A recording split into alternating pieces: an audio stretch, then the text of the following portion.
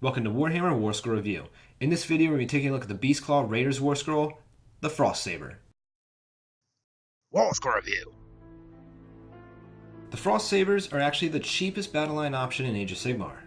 Sadly, they are only a battle line under the Beastclaw Raiders allegiance, and only if the general in the force is an Icebrow Hunter. The models have pretty decent 9-inch movement. They each have 2 wounds, but only a 6-up save and a measly Bravery 5.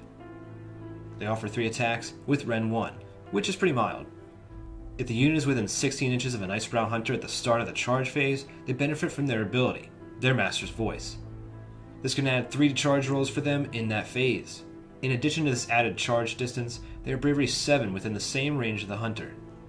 As stated, Frost Sabers are the cheapest battle line at 40 points for 2 of them. They can be taken in packs at 12, but rarely will a player do that. Frost Sabers are so cheap, players will often just happen to have enough points for a unit of them. They can grab objectives and go after very weak targets. They also have the ability to somewhat screen the larger Beastclaw Raiders models, but this is better left to Grot allies. They have limited uses outside of cheap battle line, but they have a couple interesting synergies with other units. With the Beastclaw Raiders battle trait, they would experience a minor offensive boost on the charge and a chance at moving an extra 3 inches through Everwinter's Blessing. This blessing would make them pretty fast, especially coupled with their Master's Voice. The cats would have an average threat range of 22 inches.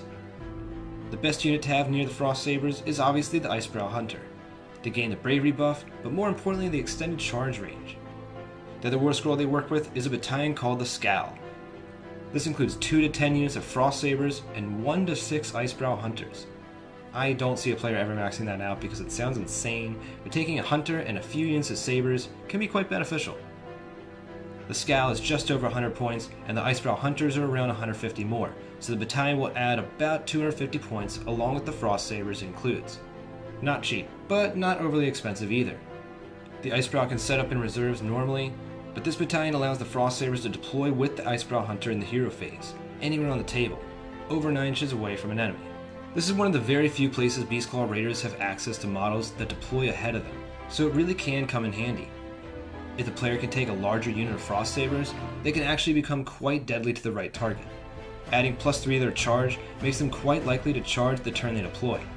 If they can set up against the right target, they will easily kill a weak support character or artillery piece. Outside of the Scowl, the Frost Sabers don't offer too much to Age of Sigmar. Beastclaw Raiders players are unlikely to choose an Icebrow Hunter as the general, since it has no command ability and there are much better options. They are quite cheap, so some destruction players may just have the points to spare, and can put them into these models. Frost Sabers receive a 3 out of 5. They are super cheap, but serve little purpose unless they're battle line or within a Scowl battalion. What do you think of the Frost Sabers?